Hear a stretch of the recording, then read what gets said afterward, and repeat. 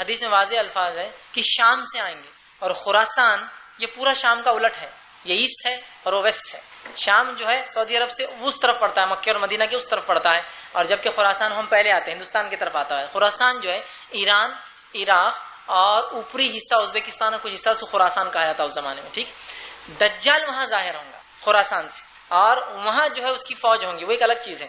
لیکن امام مہدی کے لیے جو لوگ آئیں گے وہ خراسان سے نہیں، شام سے کالے جھنڈے والے لوگ آئیں گے، شام سے، ٹھیک ہے۔ تو بہرحال تو وہ بھی اس سے مراد نہیں ہے، تو شام سے آئیں گے۔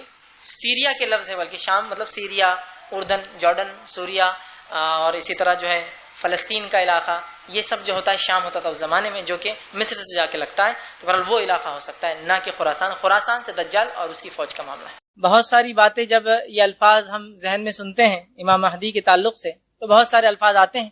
اس کی وضاحت کر دوں اس سے پہلے کہ امام مہدی ان کے تعلق سے جو بہت ساری باتیں آتی ہے، چونکہ یہ ایک نیک شخص ہے تو مختلف القاب ان کے آگے لگائے جاتے ہیں، یا مختلف قسم کی دعائیں ہم اپنے لیے بھی علماء لکھتے ہیں کہ ہم کر سکتے ہیں کہ اگر وہ ہمارے زمانے میں آ جائے تو ہم ان کا ساتھ دیں۔ تو پیمفلیٹ میں یا پوسٹر میں آپ نے دیکھا مہدی علیہ السلام لکھا تھا، بہت سے لوگ اس میں ایک غلط فہمی میں وہ ہو جاتے ہیں، پڑ جاتے ہیں کہ علیہ السلام یہ نبی تو نہیں کوئی، پھر علیہ السلام کیوں لگایا گیا؟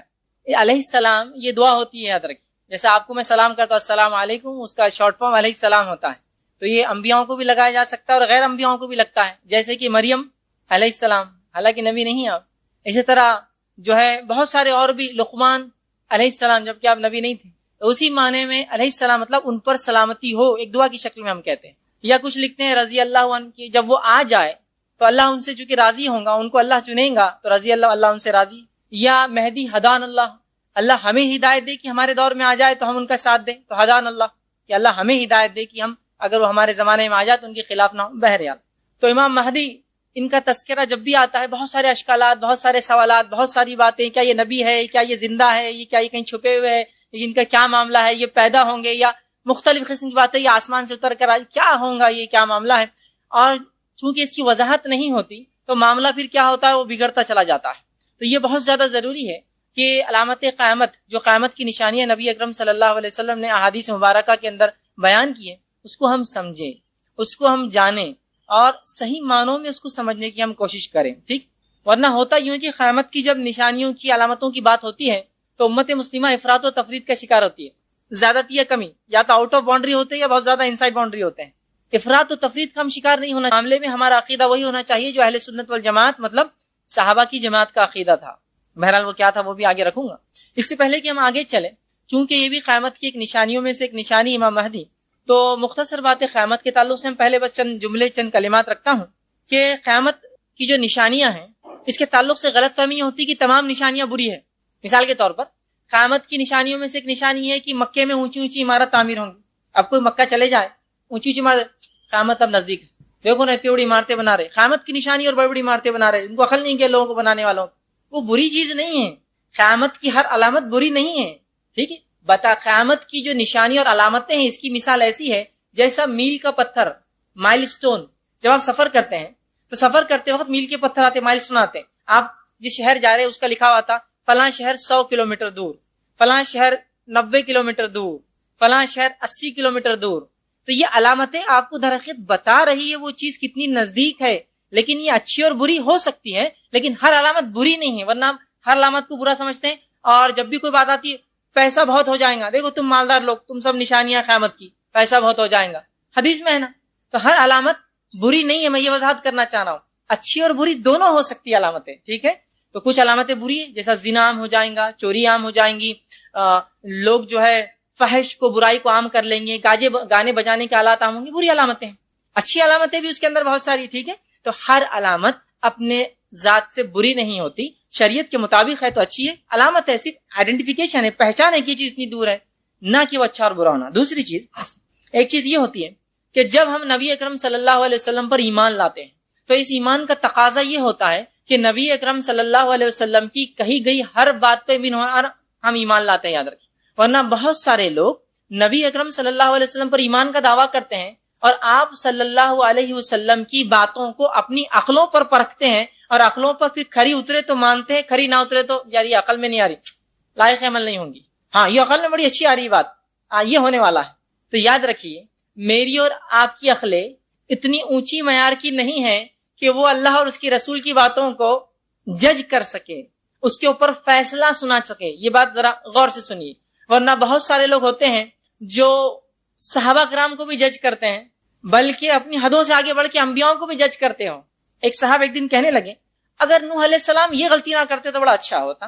مطلب اب آپ جج کریں یہاں سے بیٹھ کے نوح کیا کرے جس تک سیدھی وہی آتی تھی. ٹھیک، تو اس طرح سے نہ ہماری عقلوں سے نہیں پرکھی جائیں گی یہ چیز کو.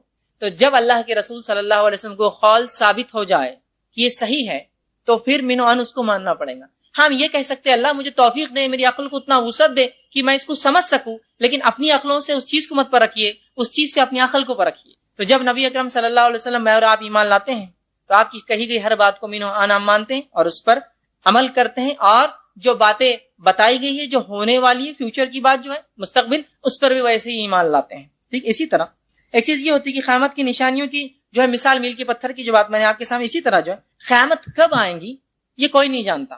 قیامت کب آئیں گی یہ کوئی نہیں جانتا. یہ الگ بات ہے کہ اس کے متعلق کچھ باتیں ہمیں بتا دی گئی ہیں، اس کی کچھ نشانیاں بتا دی گئی ہیں، لیکن قیامت کب آئیں گی ہم کوئی نہیں جانتا. اللہ رب العزت کے علاوہ نہ اس کے مقرب فرشتے، نہ اس کے دیگر فرشتے، نہ کوئی نبی، نہ کوئی پیر، کوئی فقیر، کوئی ولی نہیں جانتا. یہ بات کی وضاحت بہت زیادہ ضروری ہے، ورنہ اسلام کی ایک یا مسلمانوں کی ایک الگ ٹائپ ہوتی ہے. ویسے مسلمانوں کی قسم نہیں ہوتی ہے لیکن ہم نے بنا لیا. وہ ہوتے ہیں انٹرنیٹ والے مسلمان. وہ ایک عجیب ہی معاملہ رہتا ہو. انٹرنیٹ پہ بیٹھ کر وہ اسلام کی جو اگر اسلام پھیل رہا ہے تو اس کو خوشی ہوتی ہے، اس کی آنکھوں سے آنسو جاری ہوتے، لیکن اذان ہوتی ہے نماز کو نہیں جاتا ہو، خوش ہوتا ہے اسلام بہت پھیل رہا ہے. انٹرنیٹ والا معاملہ ہی ایک عجیب ایک قسم ہے مسلمانوں کی. وہیں وہ بہت برائی کا ایسا کہیں کچھ ہو رہا ہے تو ان کو بڑا شدت سے وہ ہوتا ہے کہ دیکھو فلاں جگہ یہ ہو رہا ہے. ہونا چاہیے، بالکل ہونا چاہیے کہ کسی مسلمان کو کہیں بھی تکلیف ہو تو محسوس ہونا چاہیے، لیکن پڑوسی بھوکے کی تکلیف محسوس نہیں ہوتی، وہاں کی محسوس ہوتی ہے اس کو. یہ ایک عجیب بات ہے نا. فطری چیز تو کیا ہے، میرے گھر والوں کی، میرے پڑوس کی تکلیف پہلے محسوس ہے، بعد میں دور کی، اس کو دور کی محسوس نزدیک کی نہیں ہوتی. تو تھوڑا سا وہاں ایک عجیب قسم کا ایک ماحول ہوتا ہے، ایک عجیب قسم کا ماحول، اور وہاں بہت سارے ویڈیوز ہوتے ہیں، بہت ساری انفارمیشن صحیح غلط بہرحال سب مکس ہوتا ہے، معاملہ کچھ بہرحال طے نہیں ہوتا ہے. اس میں سے لوگ لے لیتے ہیں اور بہت ساری باتیں ایسے کچھ لوگوں نے کہہ دیا قیامت 2012 میں آئیں گی.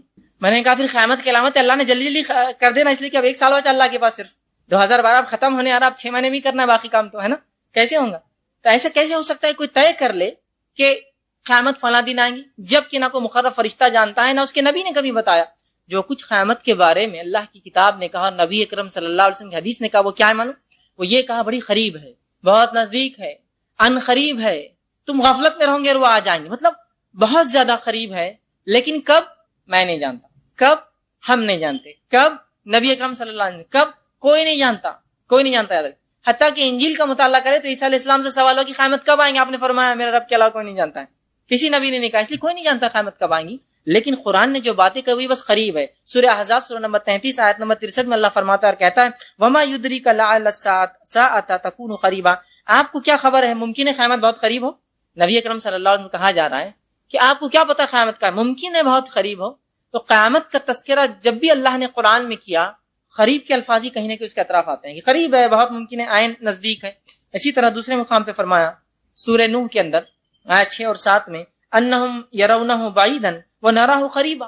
تم اسے دور دیکھتے ہو، ہم نزدیک دیکھتے ہیں قیامت. مطلب مشرکین مکہ کو جب رسول اللہ صلی اللہ علیہ وسلم بتا رہے قیامت آنے والی ہے تو وہ اسے دور دیکھ رہے ہیں. اللہ کہہ رہا ہم قریب دیکھتے ہیں اس کو. مطلب بس ہے، کب ہے ہم نہیں جانتے، بس قریب ہے، لیکن غفلت میں ہم ہوں گے اور آ جائیں گے کبھی بار. ٹھیک. اسی طرح اللہ رب العزت قرآن نے فرماتا ہے سورہ قمر سورہ نمبر 54 آیت نمبر 1 میں کہتا ہے اقتربت الساعة وانشق القمر، کہ قیامت آ گئی اور چاند ٹکڑوں میں ہو گیا. تو بہرحال لیکن کب آئیں گے ہم نہیں جانتے، جو کچھ پتا ہے کہ بہت قریب ہے، نزدیک. اب قیامت کی جو علامتیں ان کی 2 قسمیں ہیں، وہ علامتیں جو بڑی ہیں، وہ علامتیں جو چھوٹی ہیں. اب اس میں فرق کیا ہے؟ آپ بولیں گے بڑی علامتیں کیا ہوتی ہے اور چھوٹی کیا ہوتی ہے؟ تو سن لیجئے. قیامت کی چھوٹی علامتیں وہ ہوتی ہے کہ جو فطری ہے، جو ہوتا ہے اس میں اضافہ ہو جائیں گا. جیسے جھوٹ لوگ آپ صلی اللہ علیہ وسلم کے دور میں بولتے تھے، جھوٹ لوگ آج ہی بولتے ہیں، قیامت سے پہلے زیادہ بولیں گے، چھوٹی علامت.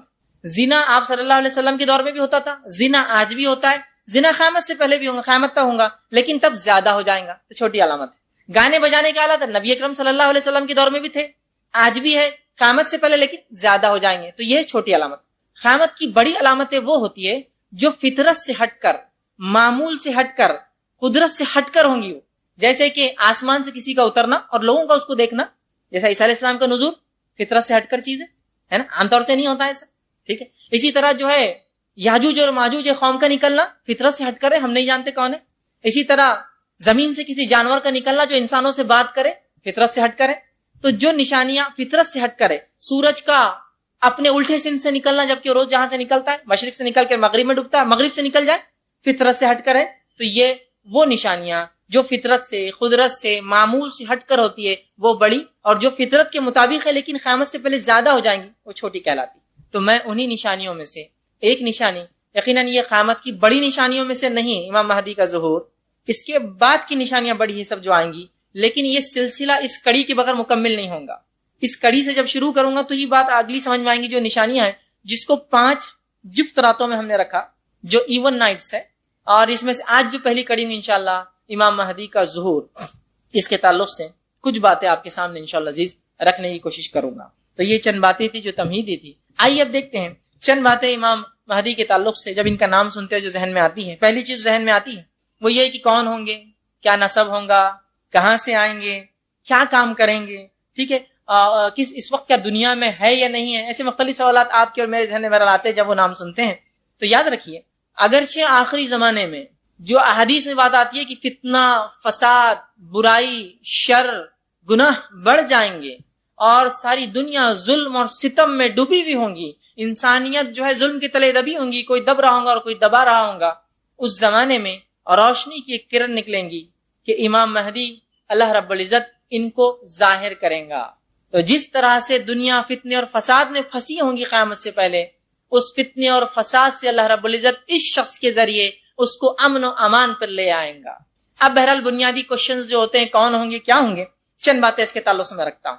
کہ پہلا سوال جو آتا ہے امام مہدی کون ہوں گے، دوسرا ان کا ظہور کا سبب کیا ہوگا، کب ہوں گے، مطلب کیا حالات ہوں گے، وہ کہاں ظاہر ہوں گے، اسی طرح کیا وہ اس وقت دنیا میں موجود ہے، اسی طرح کہ ان کے کام کیا ہوں گے، کیا کارنامے انجام دیں گے دنیا میں آئیں گے تو، اور ان کے پیروکار کون ہوں گے، کون ان کا ساتھ دیں گا، کون ان کے متبع ہوں گے، کیا کارنامے انجام دیں گے. انشاءاللہ عزیز چند ایسے باتیں جو ہے اس لفظ کے ساتھ جڑے ہیں آپ کے سامنے آج میں مختصر سے رکھنے کی کوشش کروں گا.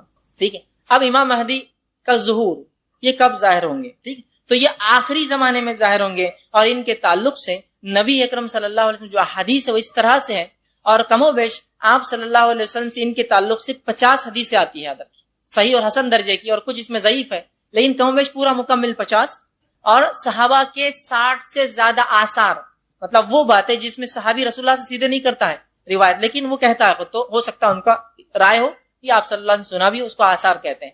تو 60 سے زیادہ صحابہ کے آثار ملتے ہیں، اور جو ہے تقریباً 50 کے قریب احادیث ملتی ہے، اس میں ضعیف بہرحال شامل ہے، اس کو چھوڑ دیتے 40 کے قریب صحیح احادیث اس کے تعلق سے ہمیں ملتی ہے. ٹھیک، تو امام مہدی جو ہے یہ مہدی ان کا ظہور کب ہوگا، ٹھیک ہے، تو یہ قیامت سے پہلے آئیں گے، اور قیامت سے پہلے یہ چھوٹی علامتوں میں آخری اور بڑی علامتوں کی سٹیپ شروع ہوں گی یہاں سے، ان کے بعد ہی پوری بڑی علامتیں میں ان کے زندگی میں 2 آئیں گی، عیسیٰ علیہ السلام کا نزول، یاجوج ماجوج کا ان کے زمانے میں، اور بہرحال اس کے بعد دیگر علامتیں اور نشانیاں آئیں گی. اور قیامت کی بڑی نشانیوں کے تعلق سے جو حدیث سے ملتا ہے وہ یہ ہے کہ جب پہلی آ جائیں گی تو بعد کی ایسے آئیں گی جیسا ایک مالے کا جب سرا ٹوٹ جاتا ہے، کھل جاتا ہے ایک مالا، تو اس کے بعد موتیاں کیسے سرکنا شروع ہوتے ایک کے بعد ایک، اس طرح سے پھر لگ جائے گا معاملہ، اس طرح سے پھر سلسلہ شروع ہو جائیں گا بڑی نشانیوں، ایک جب آ گئی سلسلے وار کڑی میں دوسری آنا شروع ہو جائیں گی. ٹھیک ہے، تو یہ جس کو ہم کہیں گے بڑی نشانیوں کی شروعات انہی سے ہونے والی ہے. گو یہ بڑی علامتوں میں شامل نہیں ہے حدیث میں جو آتا ہے، لیکن چھوٹی علامتوں میں آخری، بڑی علامتوں کی ابتدا ان کی زندگی سے ہوں گی، اسی لیے ان کی زندگی ہم دیکھ رہے ہیں.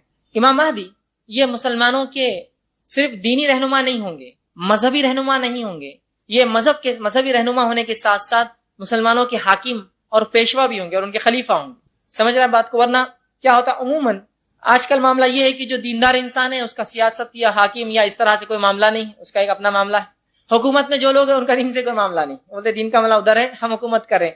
ٹھیک، تو معاملہ اس طرح سے. امام مہدی کے تعلق سے یہ مت سوچیے، وہ جہاں مسلمانوں کے مذہبی قائد اور رہنما ہوں گے، خلیفہ، اسی طرح وہ دنیا میں حاکم ہوں گے اور مسلمانوں کے خلیفہ بھی ہوں گے ساتھ میں، یاد رکھیں. ٹھیک، یہ ان کی خصوصیت ہے، یاد رکھیں. ٹھیک، اسی طرح ان کے صفات کیا ہوں گے، اسی طرح ان کی جو ہے پیدائش کہاں ہوں گی، یہ کس نسل سے ہوں گے. تو اس کے تعلق سے جو حدیث میں جو باتیں آتی ہے وہ یہ ہے، امام مہدی کے تعلق سے جو آپ صلی اللہ علیہ وسلم بیان کی حدیث وہ یہ ہے کہ مہدی میرے خاندان سے ہوگا اور میری بیٹی فاطمہ کے نسل سے ہوگا، اور اس کی اولاد جو ہے حسن سے ہوگا. بالکل خصوص بتا دیا کہ مہدی جو ہے جب آئیں گے تو ان کی نسل یہ ہوں گی کہ آپ صلی اللہ علیہ وسلم خاندان میں فاطمہ رضی اللہ عنہ، حضرت علی اور فاطمہ سے، اور آپ کے بیٹے حسن سے رضی اللہ جو ہے ان سے یہ ہوں گے، یاد رکھیے۔ اب بہت سے لوگ کہتے ہیں ہمیں کیسا پتہ چلے گا جب آئیں گے ان کی نسل سے؟ جب آ جائیں گے علامتیں ظاہر ہو جائیں گی تو سمجھ جانا انہیں کے اس سے، بات سمجھ رہا ہے بات؟ ورنہ آدمی یہ سوچتا ہے کہ ہم کو کیسے پتہ چلیں گا، یہی ایک نشانی نہیں ہے، ابھی تو علامتیں بہرحال بہت واضح علامتیں ہیں، آپ سمجھ جائیں گے، جب واضح علامتیں آ جائیں گی تو آپ سمجھ جائیے پھر یہ انہی سے ہیں۔ بہرحال تو آپ صلی اللہ علیہ وسلم میرے خاندان سے ہوں گا، اور اس کا نام میرے نام سا، اور اس کے والد کا نام میرے والد کے نام سے۔ تو پتہ چلا ان کا نام محمد بن عبداللہ جو ہے حسنی ہو سکتا ہے، یہ نام ہو، الہاشمی القریشی یہ نام ہو، یا پھر احمد بن عبداللہ حسنی ہاشمی القریشی یہ نام ہو سکتا ہے۔ بہرحال آپ نے فرمایا اس کا نام میرے نام سا، اس کے والد کا نام میرے والد کے نام سے، ٹھیک ہے؟ تو یہ آپ نے بتائی اس کا نسب، مہدی کا نسب یہ ہوگا کہ وہ اللہ کے رسول صلی اللہ علیہ وسلم خاندان سے، آپ کے نام اور آپ کے والد کے نام دونوں نام جو ان کے یکساں ہوں۔ اسی طرح صفت مہدی کی بہت وضاحت سے حدیث میں بتائی گئی۔ یہ صفت میں بھی اس لیے آپ کے سامنے رکھ رہا ہوں کہ بہت سی بار بہت سارے لوگ مختلف مقامات پر یہ دعویٰ کرتے کہ میں مہدی ہوں، میں مہدی ہوں، میں مہدی ہوں، ہے نا، اور مختلف عجیب و غریب باتیں۔ ایک بات آپ کے سامنے رکھتا ہوں، ایک مجھے فون کال آیا، انہوں نے کہا کیا حالات ہے اورنگ آباد کے، یہ تعلق اورنگ آباد سے تھا اس لیے آپ کے سامنے رکھا ہوں۔ میں نے کہا اچھے حالات ہے ماشاء اللہ اب تک، تو آپ کا کیا ارادہ اور خیال ہے؟ فون تو کیا آپ نے، کہا نہیں میں فلاں۔ اچھا، میں نے کہا پھر ٹھیک ہے، کیا معاملہ ہے؟ تو کہا ایک صاحب مجھے ملے تھے جو ہندوستان کے ایک جو علاقے گوا میں کام کرتے تھے، جب وہاں سے وہ نکلے اور ان کے شہر اکولا سے فون تھا، وہاں آئے تو انہوں نے بہت دن مجھ سے بات کی۔ بات کرنے کے بعد جب میں ان کی باتوں سے ایسا بتانے لگا کہ متاثر ہوں، تو کہا عیسیٰ علیہ السلام آ چکے ہیں۔ میں کہا وہ کیسے اور کہاں؟ تو کہا اورنگ آباد میں۔ ماشاء اللہ، یہ فضیلت مجھے نہیں پتا تھی شہر کی، بہت ساری فضیلتیں بتائیں مجھے اورنگ آباد کی، یہ فضیلت نہیں پتا تھی۔ میں کہا اچھا اورنگ آباد میں؟ کہا ہاں، ایک صاحب بڑے مجھے بہت دنوں سے کہہ رہے تھے اور بہت مجھے جو ہے سمجھا رہے تھے، میں نے ایسا تصور دیا ہاں میں آپ کا قائل ہو چکا ہوں۔ تو کہا پھر عیسیٰ علیہ السلام آ چکے ہیں، آپ چلیے میرے ساتھ۔ میں نے کہا اس شہر کا یہ شرف اور ہم اس سے محروم؟ تو میں نے کہا ان سے پوچھا نہیں آپ نے چھپے ہوئے کیوں ہیں؟ جب آ چکے تو چھپے ہوئے کیوں؟ تو کہا ٹیررزم کا بہت مسئلہ ہے، یہ مسئلہ ختم ہونے کے بعد آ جائیں گے، ٹیررزم ذرا زیادہ چل رہا ہے نا، تو ابھی رسک ہے ان کا نکلنا، ابھی چھپے ہوئے ہیں، ٹیررزم ختم ہونے نکلیں گے۔ میں نے کہا ماشاء اللہ، پھر اورنگ آباد میں تو پھر اور بھی مسئلہ ان کے لیے ظاہر ہونا، ٹھیک ہے ابھی چھپے رہے تو زیادہ اچھا ہے۔ بہرحال اندازہ لگائیے آپ، کیا مسلمانوں کو اتنا نہیں سمجھتا کہ اتنی صفتیں، اتنی باتیں حدیث میں آئی ہے، اتنی کھلی نشانیاں، اس کے بعد بھی اس طرح کی باتیں، ایسی عقیدے ایسی باتوں پر ایمان رکھتے ہیں، ایک دوسرے کو بولتے ہیں؟ کتنی عجیب بات ہے نا، ہنسی بھی آتی ہے لیکن ایک عجیب چیز لگتی ہے، کیسے عقائد مسلمان رکھ رہے ہیں، کیسی باتیں وہ سوچتے ہیں، کیسے کام وہ کر رہے ہیں۔ بہرحال تو مہدی کے تعلق سے بڑی صفتیں آئی ہیں، ان صفتوں کو آپ جان لیں تو بہت سے لوگ ایسے دعوے دار بھی ہوتے ہیں مہدی کہ میں مہدی ہوں، ٹھیک ہے بھائی آ جائیے تھوڑا سی صفتیں دیکھ لیتے آپ۔ بہرحال آپ صلی اللہ علیہ وسلم نے ان کے تعلق سے پہلی چیز تو فرمائی کہ میری نسل سے ہوں گا۔ دوسری ابو داؤد کی روایت ہے، آپ صلی اللہ علیہ وسلم فرماتے ہیں، حضرت ابو سعید خدری رضی اللہ عنہ حدیث کے راوی، وہ کہتے ہیں کہ مہدی مجھ سے ہوں گا، آپ صلی اللہ علیہ وسلم فرمایا یعنی میری نسل سے ہوں گا، اور آپ صلی اللہ علیہ وسلم فرمایا کہ اس کا نسب ہوا۔ پھر آپ نے فرمایا اس کی جسمانی صفت یوں فرمائی اور کہا وہ چوڑی پیشانی والا ہوں گا، اور فرمایا لمبی ناک والا ہوں گا۔ عربی زبان میں جو الفاظ چوڑی پیشانی اور لمبی ناک کے لیے استعمال ہو، اس کا معنی یہ ہوتا ہے کہ جس کا بال گنجے ہو، ٹکلا، وہ نہیں، جس کی پیشانی بال دور سے شروع ہوتے، پیچھے سے آتے، جیسے پیشانی چوڑی ہو جاتی ہے ایک۔ دوسرا لمبی ناک والا ہوں گا، تو اس کا معنی ہوتا ہے لمبی، چپٹی اور اونچی اور کھڑی ناک، یہ معنی ہوتا ہے۔ اب بہت سارے لوگ مہدی کا دعویٰ کرتے ہیں بڑی بڑی چوڑی ناکیں، صفتیں بالکل وضاحت سے واضح ہیں، کس کے پورے بال غائب، کس کو بال ہے تو سامنے تک آ رہے ہیں۔ دیکھیے نہ صرف نسل کی بلکہ آپ صلی اللہ علیہ وسلم نے جسمانی صفتیں بتائی، تو بہت سارے لوگ جسمانی صفتوں میں فیل ہو جاتے ہیں، لیکن پتہ نہیں لوگ، ایک تو نام آپ کے نام سا، والد کا نام آپ کے والد کا نام سا، تو پہلے تو نام اس کا مہدی کا، وہ اگر کوئی دعویٰ کرے تو محمد بن عبداللہ یا احمد بن عبداللہ، نام فیل۔ دوسرا اتنی واضح نشانی کی چوڑی پیشانی ہوں گی، کھڑی ناک ہوں گی، اور اسی طرح جو ہے جو چوڑی پیشانی اور کھڑی ناک کے لیے الفاظ آتے ہیں اس کا معنی یہ ہوتا ہے کہ پیشانی پہ بال پیچھے سے اور ناک چپٹی ہوں گی، اور معاف کرنا کھڑی ہوں گی، اور کھڑے ہونے کے بعد چپٹی ہوتی ہے نا، باریک ناک جو بولتے ہیں، اس میں چوڑی نہیں، اور اوپر سے اونچی ہوتی ہے جو ناک، اس طرح سے ان کی ناک ہوں گی۔ اس طرح کے اوصاف آپ صلی اللہ علیہ وسلم نے وضاحت کے حدیث میں واضح کی۔ اسی طرح جو ہے مہدی حضرت حسن بن علی کی نسل سے کیوں ہوں گا، اس کے تعلق سے علماء نے بڑی بہت ساری باتیں کہ علامہ ابن کثیر رحمہ اللہ کہتے ہیں چونکہ حسن رضی اللہ عنہ نے امت کے اندر فتنہ اور فساد نہ ہو بول کر اپنی خلافت خلیفہ چنے جانے کے بعد آپ نے اپنی خلافت کو چھوڑ کر جو ہے معاویہ ابن ابی سفیان رضی اللہ عنہ کے ہاتھ پر بیعت کر لی تھی تاکہ امت فتنے فساد سے بچ جائے، تو علماء لکھتے ہیں یہ ان کا، چونکہ انہوں نے امت پہ ایک بہت بڑا احسان کیا، امت کو دو ٹکڑوں میں بٹنے سے بچا لیا، اور اللہ رب العزت لوگ جب ایسے احسانات کرتے ہیں تو ان کی نسلوں میں ان کی اولاد کو اس کے فائدے پہنچاتا ہے. تو جب آپ اور ہم بھی اچھی نیکی کرتے ہیں نا تو پتہ نہیں اس کے نتائج کس نسل میں یا نسلوں تک اس کے اثرات ہوتے ہیں معلوم.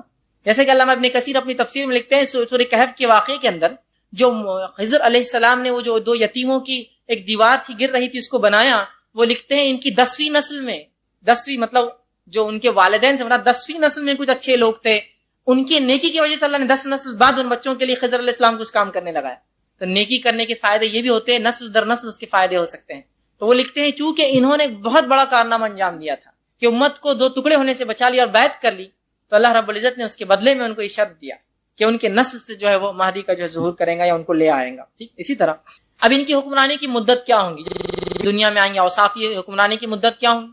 تو دیکھیے حکمرانی کی جو مدت ہوں گی اس کے تعلق سے مختلف روایتیں آتی ہیں، جس میں 7، 8 اور 9 سال کے الفاظ ہوتے ہیں، اور تینوں بھی کوئی مسئلہ نہیں ہے اس کے اندر، تینوں میں بھی کوئی مسئلہ نہیں. ہو سکتا 9 سال جیے، 7 سال میں جو اچھا دور ہو سکتا ہے 9 سال جی 8 سال جو بہترین دور ہو سکتا ہے 9 سال جیے 7 سال بہترین دور ہو، 1 سال ابتدائی آرگنائز کرنے میں لگے. تو یہ مختلف باتیں ہیں، یاد رکھیں حدیث کے اندر آتا ہے 7 کا بھی لفظ ہے، 8 کا بھی لفظ ہے اور 9 کا بھی لفظ ہے. تو کنفیوز مت ہوئیے، اس لیے کہ کبھی کبھار ہم بھی ایسا کرتے ہیں نا، کوئی چیز کے تعلق سے مختلف وقت بتاتے ہیں، لیکن وہ مختلف چیزوں کے تعلق سے وقت ہوتا ہے، مکمل چیز کا وقت نہیں ہوتا ہے. سمجھے کہ بھائی یہ کام کتنی دیر میں ہوگا، 10 منٹ میں، وہ کام کتنی دیر میں ہوگا، اسی کے اندر کا ہی کام ہے، وہ 12 منٹ لگیں گے نا، لیکن وہ ایک ہی چیز کے اندر. تو یہ بات بھی ہو سکتی ہے کہ 9 سال مکمل وقت ہو، 7 سال فلاں کا 8 سال، تو مختلف 3 باتیں آتی ہیں، لیکن بہرحال تینوں اپنے اعتبار سے درست ہو سکتی ہے. اس کو تھوڑا سا آگے پیچھے ہم کو سمجھنا پڑے گا بہرحال. اور چونکہ بات قیامت سے پہلے کی ہو رہی ہے تو بہت ساری چیزیں حالات کے اعتبار سے تب کیسی ہوں گی واللہ عالم تصور کر سکتے بہرحال، لیکن جو باتیں آتی ہیں وہ اس طرح سے مسلمانوں کے حکمراں ہوں گے، اور 7، 8 یا 9 سال تک جو ہے 9 سال ان کا وقت ہوگا، جس کے اندر 7 سال یا 8 سال 9 سال جو حکومت کریں گے، اور یہ سب سے بہترین دور ہوگا مسلمانوں کا. ٹھیک اسی طرح ان کا ظہور کہاں ہوگا، مہدی کا ظہور جو ہم کہہ رہے ہیں، تو سب سے پہلی چیز رکھ لیجئے، یہ کوئی آسمان سے اترنے والے نہیں ہیں، یہ کوئی نبی نہیں ہے، یہ پیدا ہوں گے.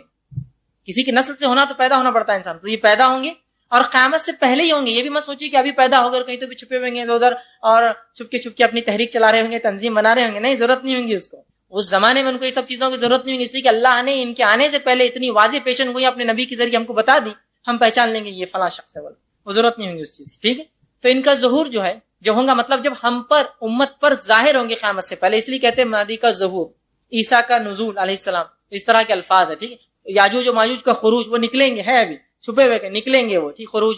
ٹھیک ہے، تو یہ ظاہر ہو جائیں گے، مطلب ہے اس زمانے میں پیدا ہوں گے اور تب ظاہر ہوں گے لوگوں پر، ہم پر. لیکن یہ اب ہے، ابھی شروع ہے، آپ سن کی نسل سے پیدا ہو گئے، کہیں چھپے ہیں فلاں، اس طرح کے عقیدے یاد رکھیے اہل سنت والجماعت صحابہ کے نہیں تھے. ٹھیک، تو اب یہ ظہور کہاں ہوگا، تو حدیث میں جو آتا ہے کہ وہ مشرق میں کہیں ظہور کریں گے، خلافت ایک دوسری جگہ سے کریں گے، آپ کے ہاتھ پہ لوگ بیعت ایک جگہ سے کریں گے، لیکن ظاہر آپ مشرق سے ہوں گے، اللہ عالم کہاں سے، تفصیلات موجود نہیں، بس مشرق سے ہوں گے، کہیں نہ کہیں جو ہے مشرق کی طرف سے جو ہے وہ ظاہر ہوں گے، ایسٹ سائیڈ میں ظاہر ہوں گے. ٹھیک ہے، مشرق سے جو ہے وہ ظاہر ہوں گے.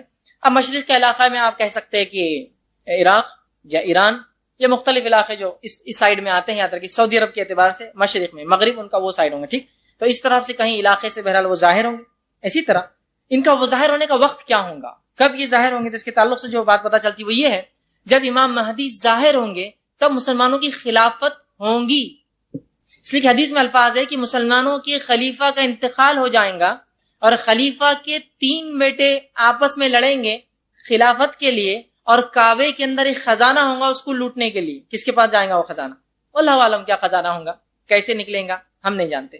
تب جو ہے مہدی کا جو ہے ظہور ہوگا. سمجھ رہا ہے بات کو، چونکہ یہ دور میں تو کوئی خلافت موجود ہی نہیں ہے، تو آج کا دعویٰ تو بالکل کسی کا بالکل ڈھکوسلا ہوگا. حدیث میں واضح الفاظ ہیں کہ تمہارا لیڈر یا تمہارا خلیفہ وہ نہیں ہوگا، 3 بیٹے ہوں گے، تینوں اس کے لیے لڑیں گے، مطلب خلافت کے لیے اور اس خزانے کے لیے جو کعبے کے اندر ہوگا. اس کی تفسیر مختلف علماء نے کی ہے، جس میں سے ایک تفسیر یہ ہے کہ کعبے کے اندر سے کچھ خزانہ نکلے گا خدائی نے، یہ ایک ہو سکتا ہے. دوسرا خزانے سے مراد یہ ہو سکتا ہے کہ حکومت کے لیے لڑیں گے. تیسرا معنی یہ ہو سکتا ہے کہ جو دریا ہے جو عراق کے اندر یوفریٹس جس کو بولتے ہیں، دریا جو ہے افرات جس کو کہتے ہیں، اس میں حدیث میں آتا ہے اس کی ایک چھوٹی علامتوں میں سے سونے کا پہاڑ اچانک نکلے گا. ایسے ہم نہیں جانتے کہ جو قیامت کی علامت ہے، بہرحال نکلے گا، خزانہ نکلے گا جس کو لوٹنے مسلمان جائیں گے. آپ نے فرمایا کہ وہاں مت جانا، اس میں سے کچھ مت لینا اگر تم موجود ہو وہاں. ہو سکتا ہے وہ خزانہ لا کے کعبے میں ڈپازٹ کر دیا جائے، تب ہو سکتا ہے اس کے لڑے. بہرحال جو بھی شکلیں ہو، تو بات یہ پتہ چلتی ہے کہ خلافت ہوں گی جب مہدی آئیں گے.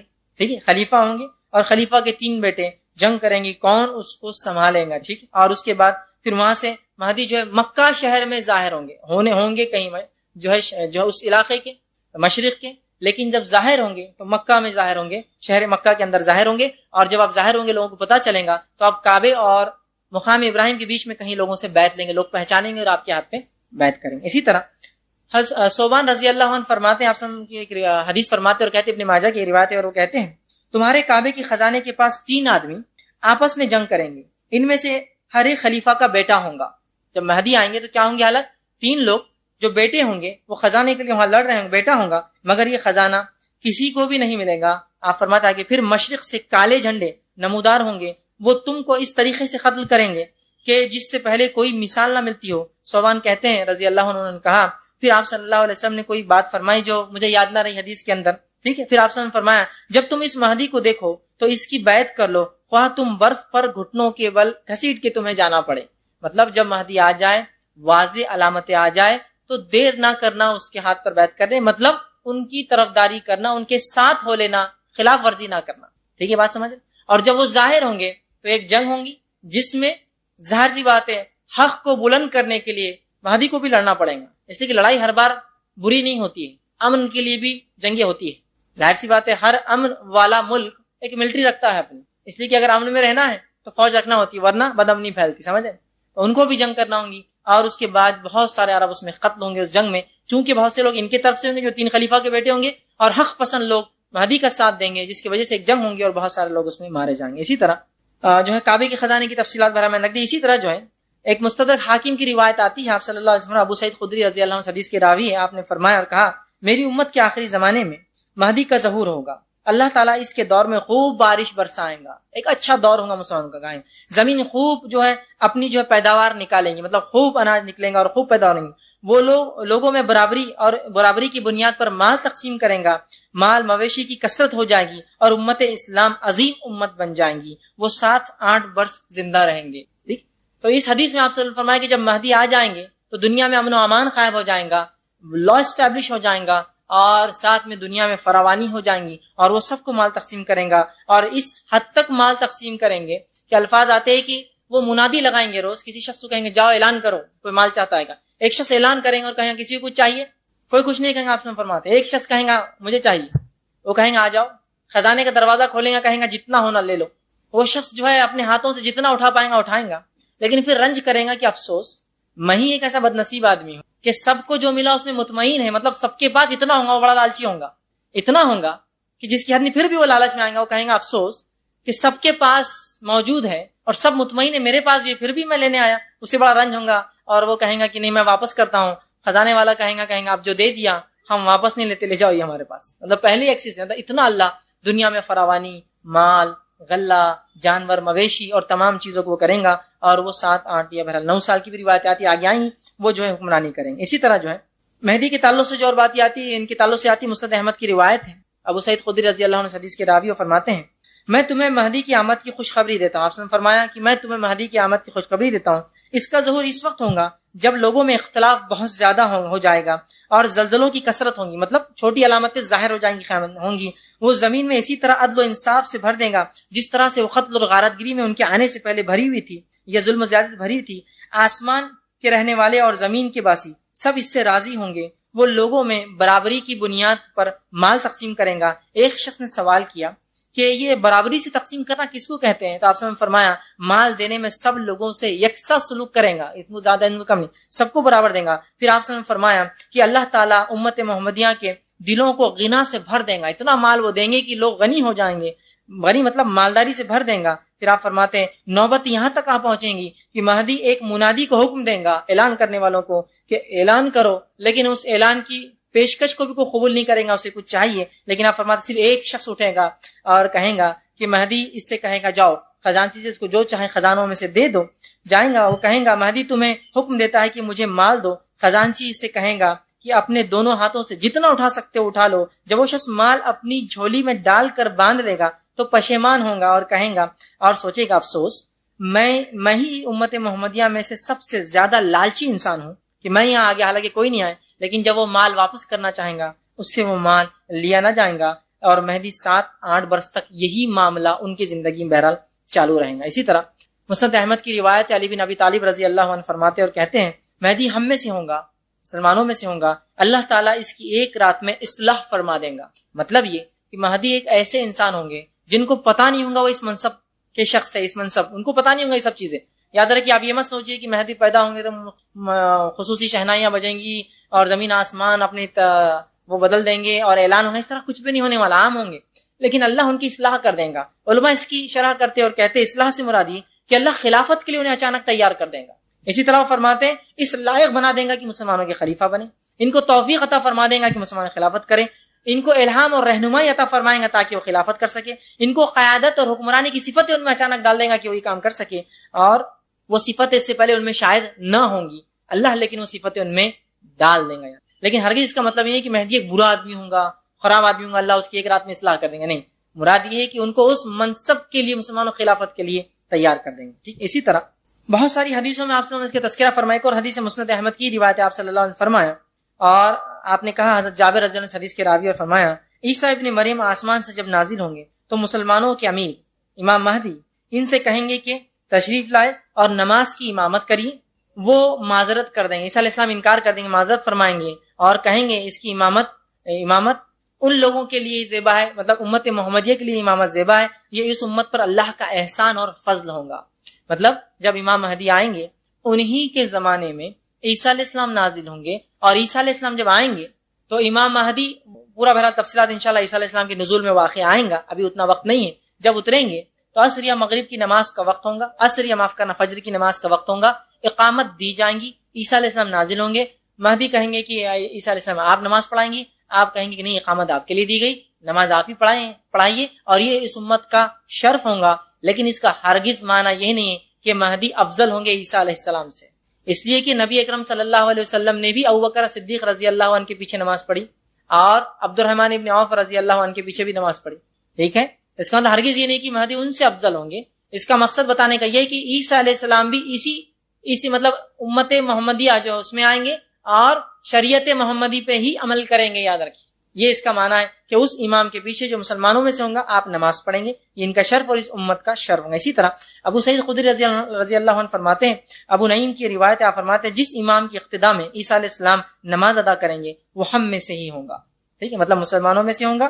ٹھیک ہے، اسی طرح بہت ساری باتیں جو ہے امام مہدی کے تعلق سے مختلف روایتوں میں بہرحال آتی ہیں، اتنا وقت نہیں کہ میں تمام رکھوں، کچھ سیدھا باتیں رکھ رہا ہوں۔ اسی طرح ابو داؤد کی روایت علی بن ابی طالب رضی اللہ عنہ فرماتے ہیں اور کہتے ہیں اگر دنیا کا ایک دن بھی باقی رہا، مطلب دنیا ختم ہونے میں اگر ایک دن بھی باقی رہا تو اللہ اس دن کو لمبا کر دیں گا، مطلب مہدی کا آنا، امام مہدی کا آنا اتنا اٹوٹ ہے، اتنا طے شدہ ہے کہ اگر ایک دن ہی بچیں گا تو اللہ اس دن کو لمبا کر کے مہدی کو اس میں لائیں گا۔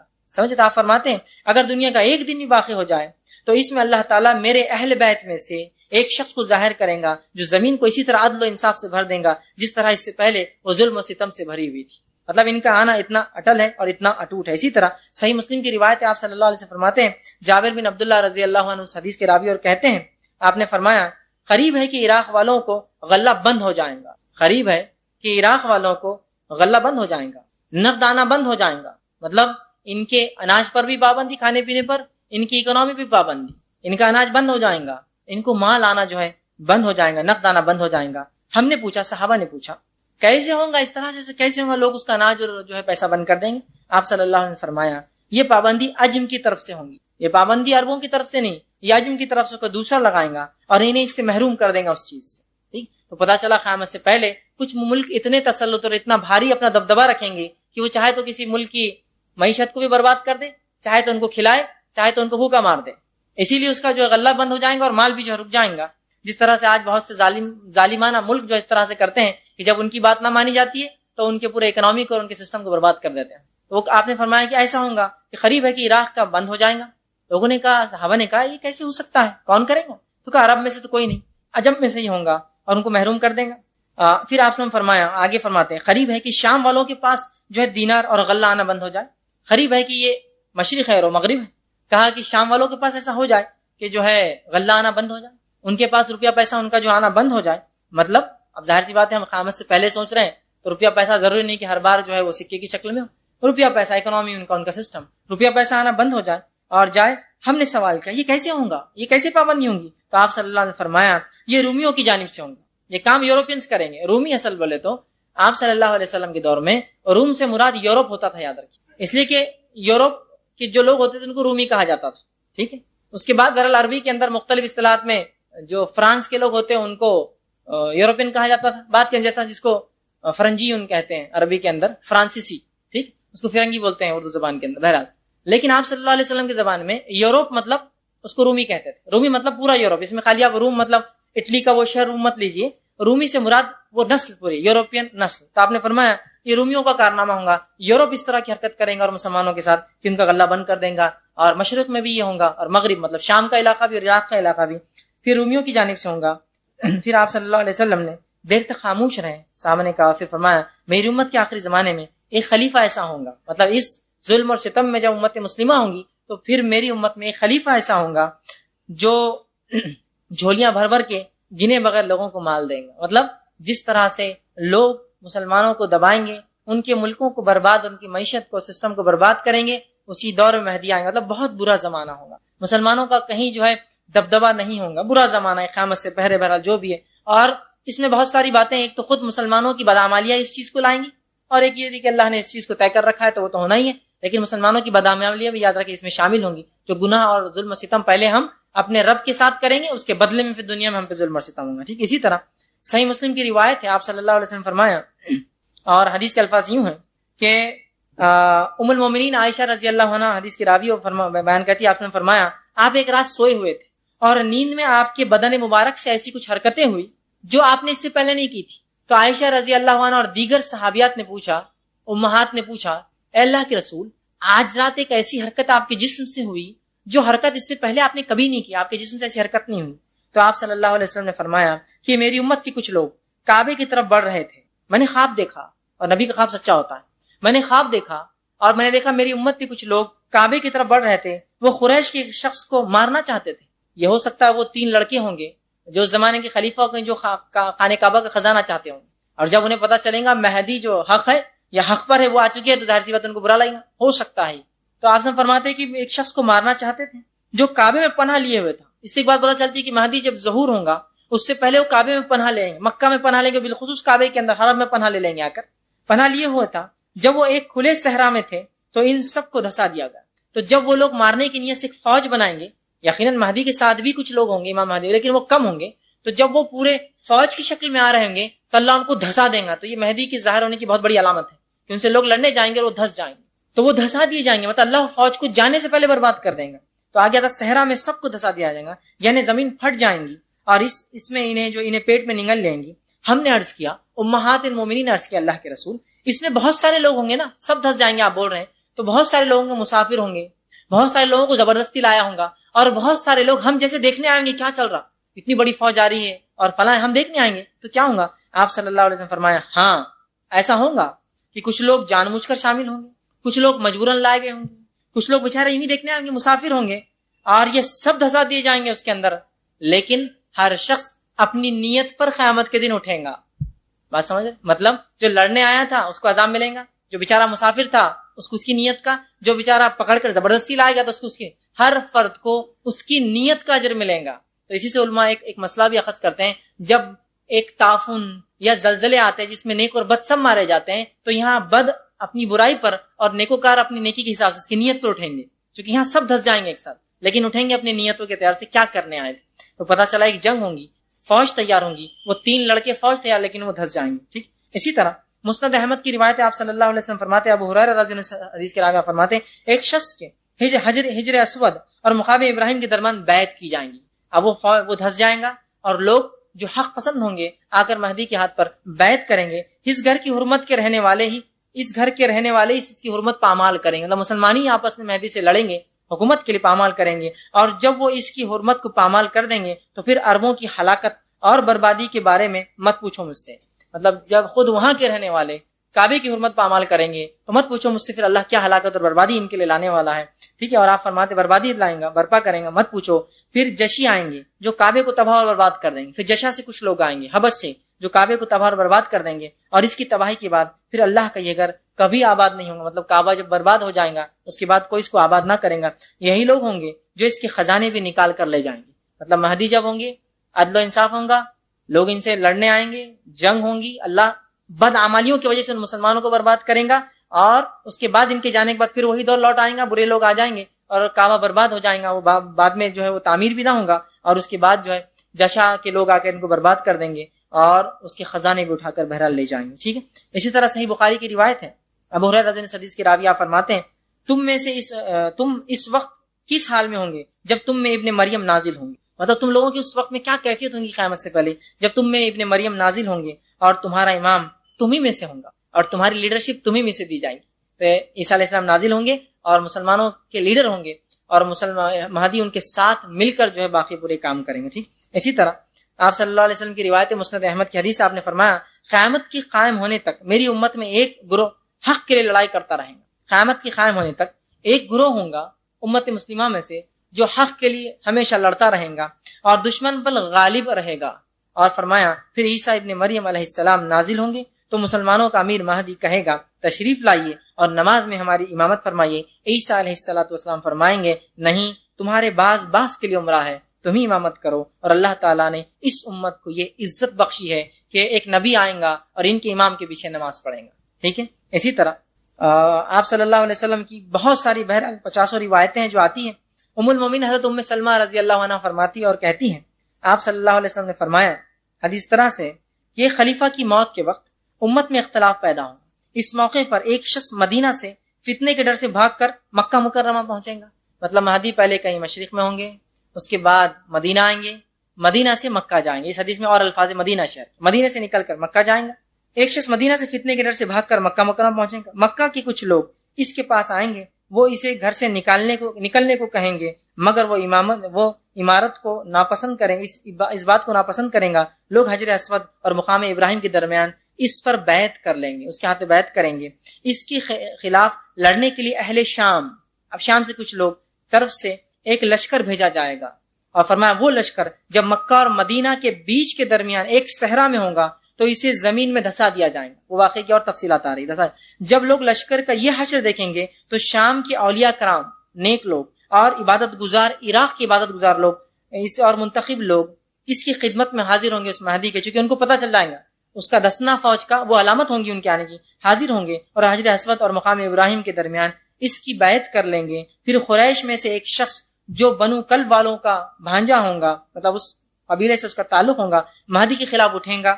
وہ مہدی کے حامیوں کی طرف ایک لشکر ارسال کریں گا, مگر مہدی کے ساتھی اس پر غالب آ جائیں گے. یہ بنو کلب کا لشکر ہوگا. جو شخص بھی بنو کلب کے اموال غنیمت کی تقسیم کے وقت حاضر نہ ہوگا وہ خسارے میں رہے گا. اتنا مال غنیمت مسلمانوں کو ملیں گا, ایک بڑی جنگ ہوں گی, اور ایسی خون ریز جنگ کبھی نہ ہوئی, اس سے پہلے بات آ چکی ہے. وہ مہدی مال تقسیم کرے گا اور لوگوں کے ساتھ اپنے نبی صلی اللہ علیہ وسلم کی سنت کے مطابق معاملہ کرے گا. اس دوران اسلام زمین میں مضبوطی اور استقرار حاصل کر لے گا.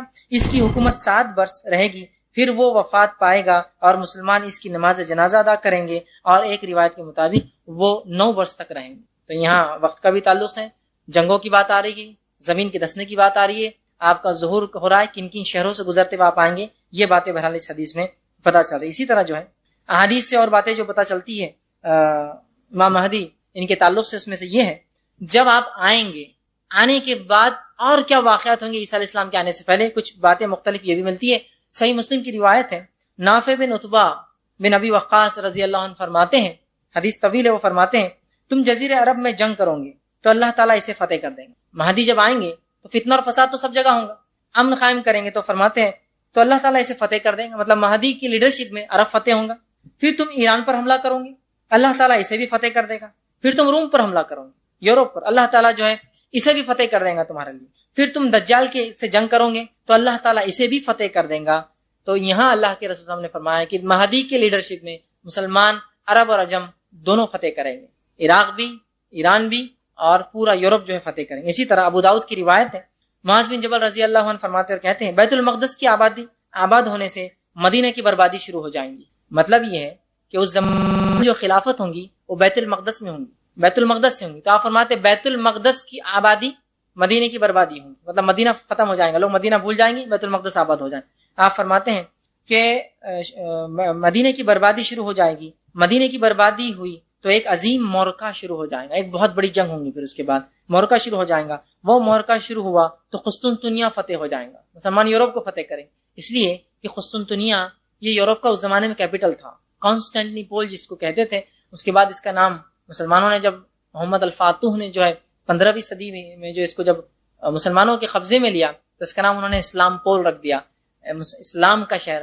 بعد میں بہرحال ترکی خلیفاؤں نے چونکہ وہ کمیونسٹ ہو گئے تھے استنبول اس کا نام کر دیا، تو وہ قسطنطنیہ کانسٹینٹنیپول اس کا نام تھا. تو پھر قسطنطنیہ فتح مطلب یورپ فتح ہو جائے گا، اور جب قسطنطنیہ فتح ہو جائے گا پھر جلد ہی دجال کا خروج ہوگا. مطلب امام مہدی کی لیڈرشپ میں مسلمان جو ہے دنیا کے اوپر چھا جائیں گے، عدل و انصاف سے دنیا بھر جائیں گے. اسی طرح خروج دجال سے قریب جو بہرحال اور مسلمانوں کی حالتیں ہوں گی، اس کے تعلق سے جو روایت آتی ہے وہ ایک حدیث یہ ہے کہ آپ صلی اللہ علیہ وسلم نے فرمایا، حدیث یہ بھی بڑی طویل، آپ نے فرمایا تم عیسائیوں کے ساتھ صلح کر لو گے. جب مسلمان یورپ فتح کریں گے، ہو سکتا ہے کسی ضرورت کے تحت تو یورپین سے عیسائیوں سے صلح کر لیں گے، اور ایک تیسرے دشمن سے لڑوں گے. پھر ہو سکتا ہے کہ اور ایک طاقت اس زمانے میں کھڑی ہوگی جو مسلمانوں کے خلاف ہوں گی. یہ بات کی بات ہو سکتی ہے اس جنگ کے، یہ پہلے کی بات ہو سکتی فتح کی. ہو سکتا ہے کوئی ایک اور محاذ ہوگا جو مسلمان اور عیسائی دونوں کے خلاف ہوگا. آپ فرماتے ہیں دونوں تم معاہدہ کرو گے، عیسائی اور مسلمان مل کر پھر جو ہے اس تیسرے اس سے جنگ لڑیں گے. ایک معاہدہ ہوگا، معاہدہ طے ہوگا اور مسلمان ان سے لڑیں گے. آپ فرماتے ہیں اور رومی پسے پشت تمہارا، اور تم عیسائیوں کے ساتھ صلح کر لو گے، پھر ایک لڑائی کرو گے اور رومی پسے پشت تمہارے ساتھ غداری کریں گے. تم اس جنگ میں فتح یاب رہو گے، مال غنیمت حاصل کرو گے اور نقصان سے محفوظ رہو گے. پھر تم میدان جنگ میں واپس لوٹو گے، حتیٰ کہ تم اور عیسائی ایک ٹیلے والی سرسبز جگہ، اونچی جگہ پر پڑاؤ ڈالو گے. وہاں عیسائیوں میں سے ایک شخص صلیب کو اٹھائے گا اور کہیں گا، مطلب مسلمان اور عیسائی مل کے لڑیں گے تیسرے دشمن سے، اللہ فتح دیں گا، بہت مال غنیمت ملے گا. مسلمان عیسائی جب فوجیں ریسٹ کریں گی، رک جائیں گی، وہاں ایک عیسائی اٹھیں گا، صلیب کو اٹھا کر کہیں گا صلیب کی فتح ہوئی، جو کہ مسلمانوں کے معاہدے کی خلاف ورزی ہوگی. معاہدہ یہ ہوگا کہ کوئی صلیب کو کریڈٹ نہیں دے گا. جب یہ خلاف ورزی ہوئی بلند کریں گا، اعلان کریں گا کہ صلیب غالب آ گئی، صلیب غالب آ گئی. اس پر ایک مسلمان کو غصہ آئے گا اور وہ آگے بڑھ کر صلیب کے ٹکڑے ٹکڑے کر دے گا. اس واقعے سے عیسائی بگڑ جائیں گے اور جنگ کے لیے جمع ہو جائیں گے. مطلب مسلمان عیسائی مل کر ایک تیسرے دشمن سے لڑیں گے مہدی کی لیڈرشپ میں. اس کے بعد ہوگا یہ کہ آپس میں ان کی جنگ ہو جائیں گی، چونکہ وہ اپنے معاہدے کو توڑ دیں گے کہ معاہدہ یہ، اس میں ایک شرط ہوگی کہ کوئی صلیب کو منسوب نہیں کرے گا جنگ جیتنے کے بعد. بہرحال وہ اس طرح سے منسوب کریں گے، جمع ہوں گے، ہو جائیں گے. بعض جو ہے روایتوں کے اندر جو ہے یہ لڑائی بہت سخت ہوں گی، اور اس کے اندر فرمایا مسلمان جماعت جو لڑ جائیں گے 3 گروہ ہوں گے. ایک وہ گروہ ہوگا جو جنگ میں دشمنوں کو دیکھ کر بھاگ جائیں گا، آپ نے فرمایا یہ اللہ ان پہ غضب کریں گا، ان پہ کبھی رحم نہیں کریں گا. دوسرا وہ لشکر ہوگا جو جنگ لڑیں گا اور شہادت پائیں گا، اللہ کے نزدیک سب سے افضل شہید ہوں گے. تیسرا وہ گروہ ہوگا جو اس جنگ کو لڑیں گا اور مال غنیمت لیں گے، مطلب فتح یاب ہوں گا اور بہت مال غنیمت اللہ ان کو عطا فرمائے گا. ایک اسی طرح دوسری حدیث میں اور تفصیلی واقعہ آتا ہے کہ امام مہدی کی لیڈرشپ مسلمان کیسے کریں گے. ابو ہریرہ رضی اللہ عنہ فرماتے ہیں کہ آپ صلی اللہ علیہ وسلم فرمایا قیامت کے وقت، صحیح مسلم کی روایت ہے یہ بھی، قیامت کے وقت اس وقت قائم نہ ہوں گی جبکہ عیسائی عماق یا دابق جو شام کے شہر ہے، یاد رکھیں سیریا کے شہر ہے، اس زمانے میں شام ایک بڑا ملک تھا، آج مختلف 4-5 ملک ہے اس میں، تو شام کا شہر ہے جو آج سیریا میں آتا ہے. آپ فرماتے ہیں کہ عیسائی دابق کے مقام پر پڑاؤ ڈالیں گے. عیسائیوں کا مقابلہ کرنے کے لیے مدینہ سے مسلمان کا ایک لشکر روانہ ہوگا. اس وقت روئے زمین کے بہترین لوگ ہوں گے، وہ سب سے بہترین لوگ ہوں گے روئے زمین کے. آپ نے فرمایا جب دونوں لشکر ایک دوسرے کے مقابل صف آ رہا ہوں گے، عیسائی کہیں گے تم لوگ ذرا ہٹ جاؤ، پہلے ہم ان لوگوں سے لڑائی کر لیتے ہیں، ان لوگوں سے 2-2 ہاتھ کر لیتے ہیں جو ہم میں سے گرفتار کیے گئے تھے. ٹھیک، اس سے ایک بات پتہ چلتی ہے، جو علماء لکھتے ہیں شاید عیسائیوں میں سے کچھ لوگ جب گرفتار ہوں گے جنگ میں مسلمانوں سے، جو پہلی جنگ ہوں گی، جو جھڑپ ہو جائیں گی، مسلمان لیں گے، وہ شاید اسلام قبول کر لیں گے. چونکہ وہ اسلام قبول ہو کر لیں گے تو عیسائی کہیں گے کہ تم بازو ہٹ جاؤ مسلمان، وہ پہلے ان لوگوں کو دے دو جو ہمارے خلاف ہو گئے، عیسائی تھے اور مسلمان بن گئے، تو کہیں گے دے دو مسلمان کا. مگر مسلمان کہیں گے نہیں، اللہ کی قسم ہم اپنے بھائیوں کو تمہارے حوالے نہیں کر سکتے. مطلب وہ مسلمان ہو چکے، کبھی الگ نہ ہوں گے، لڑائی شروع ہوں گی تو مسلم لشکر کا 1/3 حصہ میدان جنگ سے فرار ہو جائیں گا. آپ نے اللہ تعالیٰ انہیں کبھی ان کی توبہ قبول نہیں کریں گا چونکہ میدان جنگ سے بھاگیں. اس لشکر کا 1/3 لوگ جہاد کرتے ہوئے شہید ہو جائیں گے. یہ لوگ اللہ کے نزدیک سب سے افضل ترین شہداء ہوں گے، اور باقی 1/3 لشکر لڑائی میں فتح حاصل کریں گا. یہ لوگ کبھی فتنے میں مبتلا پھر نہیں ہوں گے، اور یہی لوگ قسطنطنیہ کو فتح کریں گے. مطلب پہلے مل کر لڑیں گے، بعد میں ان سے جنگ ہوگی. جب وہ اپنی تلواریں زیتون کے درختوں پہ لٹکا دیں گے، مطلب مسلمان اب مال غنیمت تقسیم کریں گے، آرام کریں گے، تو شیطان ایک آواز لگائیں گا، مسلمانوں تمہارے گھروں میں دجال آ چکا ہے. مسلمان فوراً جو ہے اپنے مال غنیمت چھوڑ کر بھاگیں گے. لیکن پتا چلے گا خبر جھوٹی تھی. 2 بار جھوٹی خبر ہوں گی لیکن تیسری بار جب خبر سنیں گے تو سچی ہوں گی, اور دجال جب ظاہر مسلمانوں کے پاس ہو چکا ہوں گا. ٹھیک, تو یہ چند نشانیاں تھیں جو احادیث کے اندر نبی اکرم صلی اللہ علیہ وسلم نے مہدی علیہ السلام یا امام مہدی کے تعلق سے بیان کی ہے. مختصر جو خاکہ تھا وہ یہ ہے, یہ رسول اللہ صلی اللہ علیہ وسلم کے خاندان سے ہوں گے,